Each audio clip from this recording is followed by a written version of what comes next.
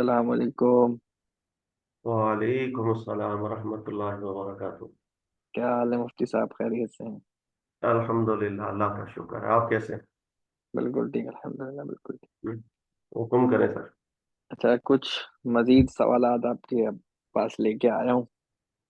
زکوٰۃ کیونکہ رمضان چل رہا ہے تو آپ کو پتہ ہے کہ لوگوں کا زکوٰۃ دینے کا رجحان زیادہ ہوتا ہے، تو जी کافی سارے یہاں پہ مسائل درپیش بھی ہوتے ہیں لوگوں کو، اور اچھا ہے کہ آپ سے ڈسکشن ہو جائے گی تو آپ کا بھی پوائنٹ آف ویو آ جائے گا اور لوگوں کو فائدہ ہوگا۔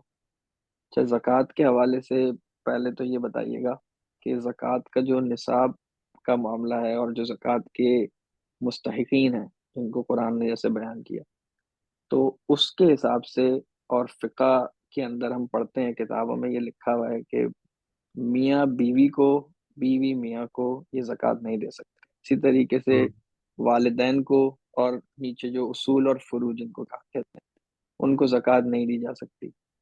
اس کے بارے میں آپ کی کیا رائے ہے؟ کیا ان کو دی جا سکتی ہے، میاں بیوی کو آپس میں، اور والدین کو؟ اس کے بارے میں بتائیے گا۔ دیکھیں یہ مسئلہ ایسا ہے کہ اس کو نارملی ٹھیک طریقے سے سمجھا نہیں جاتا، تو ہمارے یہاں پرابلم ہو جاتی ہے۔ مثال کے طور پر بعض لوگ ایسا سمجھ جاتے ہیں کہ جیسے باپ جو ہے وہ بیٹے کی زکوٰۃ کا کبھی بھی محل نہیں ہو سکتا، ہو ہی نہیں سکتا، پاسبل ہی نہیں ہے۔ اسی طرح بیٹا جو ہے نا وہ والد کی زکوٰۃ کا محل ہو ہی نہیں سکتا، میاں بیوی کی، بیوی میاں کی۔ تو میں سمجھا دیتا ہوں کہ اصل میں اس میں دو رخ بنتے ہیں، کہ ایک رخ کے اندر آپ زکوٰۃ کا محل یہ نہیں بنیں گے اور ایک رخ کے اندر بن جائیں گے۔ قرآنی استدلال میں سمجھاتا ہوں انشاءاللہ تعالیٰ، پھر معاملہ آپ کو کلیئر ہو جائے گا۔ دیکھیے گا، سب سے پہلے تو اللہ نے قرآن پاک میں ذکر کیا الصدقات للفقراء۔ اللہ تعالیٰ نے جو صدقات وغیرہ ہیں ان کے جو مستحقین رکھے ہیں ان میں سب سے پہلی قسم ہے فقراء والمساکین۔ یہ پورے مصارف بیان ہو رہے ہیں۔ ان مصارف میں غور سے آپ اگر آپ دیکھیں تو اللہ رب العزت نے ایک عمومی حکم ارشاد فرمایا کہ اندر کوئی کسی قسم کی قید ذکر نہیں ہو رہی ہے کہ اگر میں بولوں کہ یہ زکوٰۃ ہے تو والد ہے اگر محتاج ہے تو وہ اس کا محل نہیں بن سکتا، بیوی شوہر، کوئی قید کسی قسم کی آپ کو نظر نہیں آئے گی۔ تو قرآن پاک نے ایک اصل بیان کی ہے، صرف اس اصل کی طرف جب ہم نظر کرتے ہیں تو ہمیں ایسا لگتا ہے کہ بالکل ہر بندہ جو مستحق ہونا چاہیے، فقراء میں سے ہو، مساکین میں سے ہو، یا ان مصارف میں سے ہو جس کو قرآن پاک نے ذکر کیا ہے، تو اس کو زکوٰۃ دی جا سکتی ہے، ویری سمپل۔ لیکن اس کے مقابلے میں قرآن ایک اصول بیان کر رہا ہے، ہمیں اسے بھی سمجھنا چاہیے، پھر معاملہ کلیئر ہو جاتا ہے۔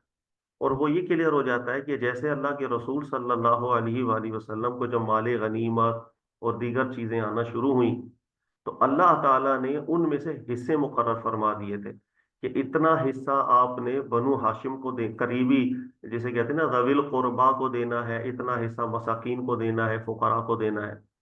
جب اللہ کے نبی علیہ السلام پر اللہ نے یہ لازم رکھ دیا کہ اس میں سے آپ نے اتنا مخصوص حصہ ذوی القربا کو دینا ہے، تو نبی علیہ الصلوۃ والسلام اس واجب کی ادائیگی کر رہے تھے۔ اس واجب کی ادائیگی کے بعد ہو یہ رہا تھا کہ وہ جو ذوی القربا تھے وہ غنی ہو گئے۔ اب جب وہ غنی ہو گئے تو اللہ کے نبی علیہ الصلوۃ والسلام نے اعلان فرما دیا تھا کہ اب بنو ہاشم پر زکوٰۃ لینے کی اجازت نہیں ہے، اس لیے کہ اللہ نے ان کو واجبی نفقہ جو تھا نا ان کا واجبی، وہ پورا کر دیا۔ اب جب پورا کر دیا ہے تو اب وہ فقیر نہیں رہے، اب وہ محتاج نہیں رہے، لہذا آپ وہ زکوٰۃ نہیں لے سکتے، اس لیے نبی علیہ السلام نے منع فرما دیا۔ یہی ایگزیکٹ صورتحال پیش آتی ہے کہ یاد رکھیے گا، کوئی بھی شخص ایسا ہے اگر اس کے اوپر کسی کا نان نفقہ دینا واجب ہے، مثال کے طور پر شوہر ہے، اس پر بیوی کا نان نفقہ واجب ہوتا ہے، اولاد کا نان نفقہ واجب ہوتا ہے۔ اللہ نے قرآن میں فرمایا وَعَلَى الْمَوْلُودِ لَهُ رِزْقُهُنَّ وَكِسْوَتُهُنَّ، کہ مولود لہو پر لازمی اور ذمہ داری ہوتی ہے کہ اس نے نان نفقہ واجبی پورا کرنا ہے۔ اچھا، اسی طرح اگر ماں باپ محتاج ہو جائیں اور اولاد جوان ہے تو اب ماں باپ کا جو نان نفقہ ہے وہ بچوں کے اوپر لازم ہو جایا کرتا ہے، یہ ذہن میں رکھیے گا۔ اچھا، اب نان نفقہ جب لازم ہو جائے گا کسی پر تو اس کی ادائیگی کس طرح کرے گا؟ اس کے لیے بھی اللہ نے قرآن پاک میں اصول ذکر کیا وَعَلَى الْمُوسِعِ قَدَرُهُ وَعَلَى الْمُقْتِرِ قَدَرُهُ، ہر بندہ اپنی حیثیت کے حساب سے ہی کرے گا۔ یعنی ایک ایک بیٹا ہے یا ایک باپ ہے، ایک شوہر ہے، اگر اللہ نے اس کو وسعت دی ہے، وہ لاکھوں میں کھیلتا ہے، کروڑوں میں کھیلتا ہے، تو اسی وسعت کے حساب سے وہ نان نفقہ کرے گا جن پر لازم ہے اس پر نان نفقہ۔ اچھا، اور اگر یہ اس کی حیثیت کم ہے تو اسی کے حساب سے ہی یہ نان نفقہ کرے گا۔ اب مسئلہ بھائی یہ تین چار آیتیں جو میں نے آپ کو بتا دی نا، اب آپ کو بات ہر چیز کلیئر ہو جائے گی۔ دیکھیے گا، اگر کوئی بچہ ہے اور والد اس کا محتاج ہے، اور بچہ نان نفقہ اس پر واجب ہے، اگر والد محتاج ہے یا وہ بوڑھا ہو گیا کما نہیں سکتا تو بچے پر نان نفقہ واجب ہو جاتا ہے نا۔ اچھا، اور بچہ اگر صاحب حیثیت ہے، اللہ نے اس کو وسعت دی ہے، تو وہ والد پر نان نفقہ کس اعتبار کا ادا کرے گا؟ وہ وسعت والا ہی ادا کرے گا نا۔ بالکل بالکل وسعت والا جب وہ ادا کرے گا۔ جب وہ وسعت والا ادا کرے گا تو والد کیا فقیر رہے گا؟ اس کی محتاجی تو نان نفقے سے بڑی آسانی سے دور ہو رہی ہے کہ وہ وسیع طور پر اس پر نان نفقہ وہ لگائے گا اور خرچ کرے گا، اس کی محتاجی دور کرے گا۔ بالکل یہی وجہ ہے بالکل کہ ایسا جب وہ واجبی نان نفقے سے محتاجی دور کر کے رکھے گا اپنے بچوں کی، اپنی بیوی کی، اپنے والد کی، ایسی صورت کے اندر وہ فقراء اور مساکین کی فہرست سے باہر نکل جاتے ہیں، اس لیے ان کو زکوٰۃ دی نہیں جا سکتی، وہ محالی نہیں بنتے اپنی ہی اولاد کی زکوٰۃ کے۔ جس اچھا۔ طریقے سے نبی پاک صلی اللہ علیہ وآلہ وسلم نے ذوی القربا کے لیے جب اللہ نے حصہ مقرر کر دیا مال غنیمت سے، تو نبی علیہ السلام نے منع فرما دیا۔ یہ سیم صورتحال ہوتی۔ اچھا، اب اس کے ایک اور بھی آپ کے سامنے آ جانی چاہیے صورتحال کی بالفرض، اگر کبھی ایسی صورتحال بن جائے کہ بچہ جو ہے وہ ایسی سچویشن کے اندر ہے، وہ نان نفقہ دے رہا ہے اور اپنی حیثیت کے حساب کا دے رہا ہے والد کو، یا والد اولاد کو، یا شوہر بیوی کو، یا بیوی جو ہے نا وہ شوہر کو، کچھ بھی سمجھ لیں آپ، لیکن کوئی نہ کوئی سچویشن ایسی بن گئی کہ اس نفقے سے، وہ واجبی نفقے سے محتاجی دور نہیں ہو رہی، اب کیا کیا جائے؟ سوال یہ ہے کہ اب کیا کیا جائے گا؟ اب الصدقات للفقراء کے عام حکم کے اندر والد، اولاد، بیوی سب داخل ہوں گے یا نہیں ہوں گے؟ تو اس میں درست بات یہ ہے کہ ہوں۔ جس وجہ سے اس حکم سے ہم نکالیں گے وہ وجہ اب رہی ہی نہیں، لہذا اس حکم میں داخل ہوں۔ اس کی مثال آپ یوں لے لیں کہ کوئی ناگہانی ایسی صورتحال پیدا ہو گئی کہ والد صاحب مقروض ہو گئے، اب بچے کی طرف سے ان کو نان نفقہ جو دیا جا رہا ہے، وہ نان نفقہ ٹھیک ہے ان کے اپنے گزارے کے لیے اوکے ہے، لیکن قرضے کی ادائیگی کے لیے انف نہیں ہے، وہ اب اس چیز کے لیے احتیاج ہے والد کو، تو اب بالکل ایسی صورت کے اندر آپ الصدقات للفقراء کے عموم میں ہی داخل ہوتے ہیں، اور بچے کی زکوٰۃ کا محل والد بھی بن سکتا ہے، بچہ خود بھی بن سکتا ہے والد کی، اور میاں بیوی آپس میں بھی۔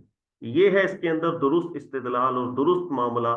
اس کے بعد کوئی پھر شکوہ مطلب کوئی شبہ باقی نہیں رہتا، اور اس میں خاص طور پر آپ محمد بن صالح عثیمین صاحب کی تحقیق پڑھ لیں، شیخ ابن تیمیہ صاحب کی تحقیق پڑھ لیں، تو انہوں نے بھی بالکل نفیس الالفاظ میں معاملے کو کلیئر کر دیا۔ جی آپ نے جو یہ بات جو سمجھائی، اس سے تو بات معاملہ بڑا کلیئر ہو گیا۔ لیکن آپ نے شروع میں ایک بات کہی تھی کہ جو حصے قرآن نے مقرر کیے تھے، جیسے ذوی القربا کا، بنو ہاشم کو آپ نے الگ کر دیا، تو اب تو یہ معاملات ہمارے یہاں آپ کے سامنے دیکھنے میں نظر نہیں آتے کہ مال جو بھی مال آتا ہے حکومت کی طرف سے ذوی القربا کو یا بنو ہاشم کی، اس کی تقسیم ہو جائے۔ تو اگر یہ معاملہ نہیں ہے تو کیا اب ان کو زکوٰۃ دی جا سکتی ہے یا نہیں اب دی جا سکتی؟ کیونکہ بنو ہاشم کے بارے میں تو ہمارا نارملی یہی رویہ ہے کہ سیدوں کو زکوٰۃ نہیں دی جائے گی، یہ ایک دیکھیں، ہماری نارمل اس مسئلوں میں میں بھی ہے جی۔ اگر آپ امام ابو حنیفہ رحمۃ اللہ علیہ کی تحقیق دیکھیں گے تو بالکل وہی ہے جو میں نے آپ سے ذکر کی، اور وہ بھی یہی ذکر کرتے ہیں کہ جس وقت وہ مخصوص حصہ جس سے بنو ہاشم کا غنا ہو رہا تھا، کیونکہ اب وہ نہیں دیا جاتا ہے، اب اگر کوئی محتاج آپ کو ملے، چاہے وہ سید ہو یا کوئی بھی ہو، تو اس کی مدد کرنا یا اس کو زکوٰۃ کے حوالے سے محل بنانا بالکل اجازت ہے اس کی۔ سیم استدلال، سیم تحقیق امام ابو حنیفہ کی ہے، اور مجھے بھی ذاتی حیثیت کے اندر بھی یہی دلیل سب سے زیادہ مضبوط لگتی ہے کہ آپ کو دیکھو زکوٰۃ منع کرنے کی کوئی علت تھی، وہ علت نبی علیہ السلام نے جو قرآن پاک ہے اس نے خود ذکر کر دی، اور علت کے اوپر ہی احکامات چلتے ہیں۔ اب وہ علت نہیں ہے تو ظاہر ہے ان کے احتیاج کو تو دور کرنا ہے، وہ قرآن کے اسی عمومی حکم میں ہی چلے جاتے ہیں۔ اس کے اوپر بھی مجھے یاد ہے کہ پچھلے سال بھی ہماری ایک ویڈیو تھی کہ سیدوں کو زکوٰۃ دی جا سکتی ہے یا نہیں، وہ زکوٰۃ کے مصارف میں آتے ہیں یا نہیں آتے ہیں، تو اس پر ہماری ویڈیو بھی ہے، آپ دیکھیں گے انشاءاللہ کلیئر ہوگا۔ ٹھیک ہے، یہ انشاءاللہ آپ کی ویڈیو کا لنک بھی ڈلوا دیں گے اس میں۔ اچھا، یہ معاملات تھوڑے کلیئر ہو گئے، اب اگلا اس کا اسٹیپ یہ بنتا ہے کہ جو ہم نے اگر اپنے رشتہ داروں کو زکوٰۃ نہیں دینی، وہ اگر ان کا غنا ہو گیا، تو کیا اب ہم مساجد کو یا تنظیموں کو، جو چینلز کو دینی جو خدمت کر رہے ہوتے ہیں، کیا ان کو زکوٰۃ دی جا سکتی ہے یہ تنظیموں دیکھیے، میں؟ ہمارے یہاں تو جو تنظیموں کو یا ادھر ادھر جو زکاتیں دی جاتی ہے نا سیدھی سے، وہ تو ہیلے ہوتے ہیں لمبے چوڑے، وہ تو آپ بھی جانتے ہیں وہ کسی سے مخفی نہیں ہے۔